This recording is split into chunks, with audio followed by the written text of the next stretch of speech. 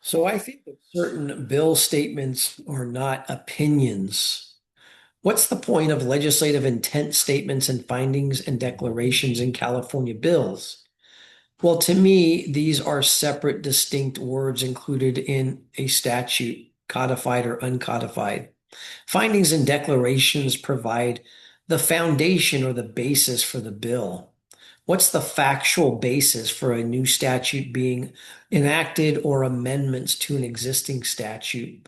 How do these fact-based statements justify the proposed law changes in the bill? Statements of legislative intent should express the desired outcome to be achieved by the proposed law changes. No commentary or explanation is necessary or appropriate.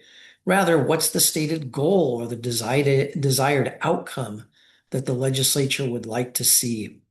To me, I don't believe these types of statements are opinions or unsubstantiated statements.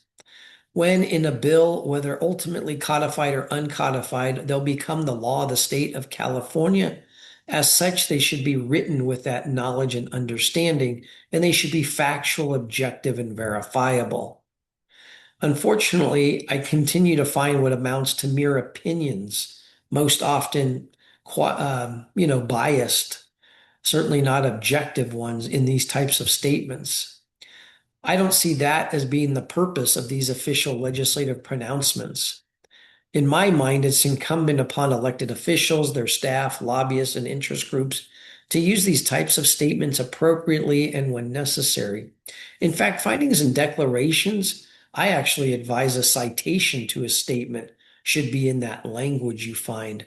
That way, the findings and declarations are accurate, they're verifiable statements rather than just perhaps a biased opinion. Remember their purpose. They're findings and declarations of the legislature that will become an official part of state law. They underlie the foundation for the statute. We don't need biased or superfluous language.